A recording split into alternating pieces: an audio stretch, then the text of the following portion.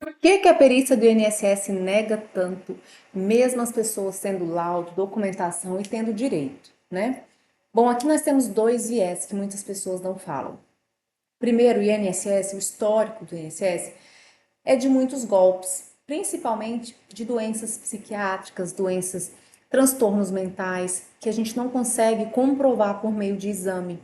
Então, se a pessoa chegar lá só com um laudo, já gera uma desconfiança no perito, por conta das ondas de golpes, pessoas que se passam por outras, vendas de laudos, enfim, várias coisas que não é o objetivo do que eu estou falando aqui para vocês. E o outro viés é que as pessoas ainda acreditam que só o laudo basta. Então, chega lá só com o laudo, não sabe explicar para o perito quais são as limitações, quais são as suas incapacidades e acabam saindo da perícia frustrada por mais uma vez não ter sido reconhecido o seu direito. Isso eu vejo há muitos anos. Deixa eu só me apresentar, inclusive. Meu nome é Kelly Silva, sou advogada há mais de 10 anos e atuo nessa área de benefício por incapacidade há muito tempo.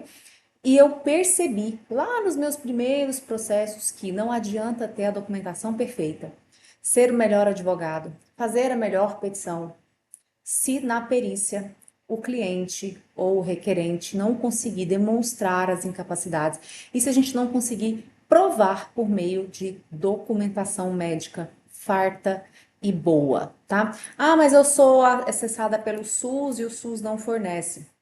Ok, entendo que a maioria da população brasileira é assistida pelo SUS, mas não é a qualidade em si e beleza do laudo, tá? São documentos médicos. Por exemplo, uma pessoa que tem um problema de coluna, ela não começa hoje a ter um problema de coluna e amanhã ela tem um laudo. Geralmente, essa pessoa tem um histórico. Ela vai várias vezes no médico, ela toma medicação, não funciona, aí piora. Então, ela tem um histórico e a gente precisa contar esse histórico, tá? Ah, mas como se eu não guardei a documentação? Tentar uma segunda via da medicação, um prontuário médico para demonstrar desde quando você é atendido pelaquela doença. Quantas vezes você foi no hospital para um atendimento de emergência? Isso tudo demonstra a história da sua vida, para o perito entender que a sua doença não é de hoje. Esse laudo não é uma coisa à toa, o seu diagnóstico não é uma coisa à toa, é uma vida que você está ali mostrando que isso está cada vez mais piorando, tá? Doenças como fibromialgia, que é muito difícil de demonstrar porque não tem exames que comprovam, né? Um diagnóstico por exclusão. Geralmente a pessoa ela é diagnosticada porque ela já passou por outros exames, mas não conseguiu um resultado, chegou a entender o entendimento de que é uma fibromialgia. Então essa pessoa ela precisa demonstrar que ela fez uma caminhada, fez tantos exames de ortopedia e não deu certo, até chegar no diagnóstico de fibromialgia, tá? Crianças com autismo, não adianta você chegar lá com um laudo falando que ele tem autismo, se você não comprovar as limitações que ele tem. Ah, mas como que eu comprovo? Um laudo da fono, um relatório do fisioterapeuta, do psicólogo, um relatório da escola. Ah, mas eu não tenho nada disso. Ok, vamos procurar de outra forma. Vídeos das crises, relatório da escola demonstrando as limitações. Muito cuidado com os relatórios escolares, porque às vezes eles colocam um cenário que não existe, coloca que a criança faz tudo e na verdade não faz. Esse relatório você descarta. Mas nós temos que comprovar de alguma maneira que houve uma pesquisa até chegar no diagnóstico, já que não tem como comprovar por um exame de imagem. Tá? Então, isso faz com que as pessoas muitas vezes, faz com que o perito muitas vezes olhe e não dê credibilidade para aquela situação, tá? Então, uma das coisas é, não leve o laudo sozinho. Leve laudos, receituários, atendimentos de emergência, se for o caso.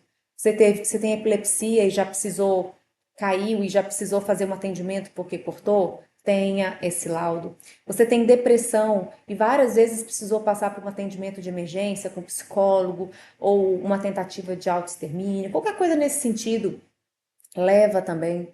Você, por exemplo, eu tenho um cliente, inclusive, que ele trabalha na zona rural e ele já precisou chamar o SAMU lá duas vezes porque ele travou na coluna. Nós fomos atrás desses dois atendimentos, pegamos cópia porque isso vai demonstrar que essa pessoa está há muito tempo lidando com essa doença, com medicações e não consegue melhorar.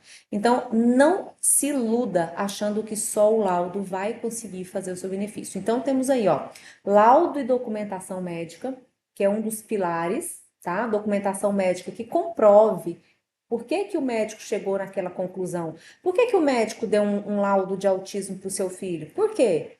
Porque geralmente ele pede para você passar na psicopedagoga. Ou por que que o médico te deu um laudo de hérnia de disco? Porque provavelmente ele viu algum exame e chegou a essa conclusão. Então tem que levar esse exame. Por que que o médico te deu um diagnóstico de fibromialgia? Ah, porque eu já fiz vários exames e não era ortopédico. Ok, leva esses exames. Por que que o médico me deu um CID de esquizofrenia? Por conta das crises que você já teve? Pega o prontuário médico. Por que que chegou no diagnóstico de depressão grave? Porque eu já fiquei internada, já usei medicação e não melhora. Pega esse histórico. É isso, o perito lá do INSS, ele quer saber como que o seu médico chegou naquele diagnóstico.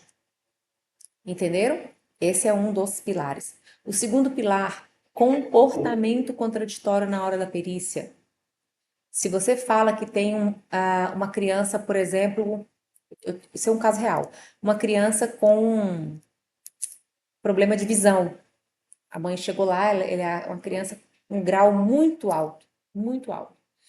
Por conta de um acidente, ele também perdeu um olho, uma situação bem complexa, mas levou a criança com um celular na mão. Aí a criança estava aqui, ó, mexendo no celular. O que que o perito anotou? Que ela tinha destreza para mexer no celular. Então, colocou que ele não tinha esse tipo de limitação. Então, o comportamento da pessoa na hora da perícia tem que ser coerente com o que ele está alegando. Então, a pessoa chega na perícia e fala: não consigo fazer nada, doutor, não faço nada, eu tô sentindo dor de todo lugar. Tá, mas então como que você veio para cá? Você veio para cá sozinha. E você veio de quê? De moto. Então, você não é que você não consegue fazer nada. Você consegue fazer alguma coisa, então. Ou você tá mentindo ou tá exagerando. Aí coloca lá que você exagerou no laudo, na hora da perícia. Então, tem que ser coerente. Eu até faço, mas com dores. Eu até faço, mas devagar.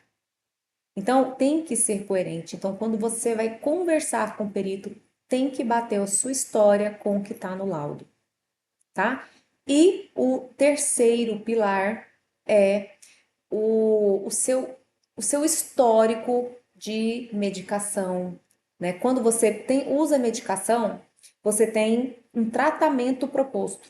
Então, toda doença tem um tratamento proposto, geralmente, né? Não são todas, por exemplo, síndrome de Down, nem sempre usa uma medicação. Mas, geralmente, a doença gera um tratamento proposto. Aquele tratamento proposto vai fazer com que o perito entenda que realmente está ativa a doença, tá? Aproveita aí, gente, já segue, já curte e assina aqui o sininho para vocês receberem mais e mais vídeos, para vocês me motivarem a gravar mais para vocês, porque eu adoro essa conversa aqui, tá? Bom, então vamos lá, tratamento. Então, se você tem problema de coluna e dor frequente e não consegue fazer nada por conta dessa coluna e fala que não toma medicamento nenhum e que não faz terapia, o médico vai entender, o médico perito vai entender que essa doença não está ativa e que não te gera impedimentos. Porque uma pessoa com uma doença ativa, ela vai buscar um tratamento, ela vai buscar uma medicação. Então, por exemplo, fibromialgia, tem fibromialgia. Ah, toma aqui medicamento. Não, eu não tomo nada. Opa, então não tá tão ruim assim, porque se você não toma nada, então a dor não é tão forte. Entenderam? Ele precisa saber do tratamento proposto. Ele precisa saber as tentativas, ainda que você não esteja fazendo ainda. Eu não estou fazendo fisioterapia porque eu estou na fila do SUS. Comprove que você está na fila do SUS. Mostre pelo menos a prescrição do médico do tratamento proposto. Olha, indicação de 10 sessões de fisioterapia já é uma comprovação de que você precisa de fisioterapia. Então você explica que não está fazendo porque está na fila do SUS. Meu filho é autista e tem dificuldade de foco. A médica indicou o risperidon. Atenta, qualquer coisa nesse sentido. Ah, mas ele não está fazendo uso porque o efeito colateral é muito forte. Ok, mas você vai falar isso pro perito. Você não vai falar assim, não, não está tomando medicação nenhuma. Opa, se você falar isso, vai entender que seu filho não tem necessidade de acompanhamento. O que você vai fazer? Você vai falar, a médica indicou tal medicação, mas eu não estou utilizando porque o efeito colateral é pior. Então, na próxima consulta, eu vou pedir para ela mudar. Entenderam? Entenderam que dá para entender que essa criança precisa de medicação, porém não está tomando porque não deu certo? Então, precisa saber do tratamento proposto. Então, laudos e medicações médicas. A forma com que você explica para o perito e o seu comportamento.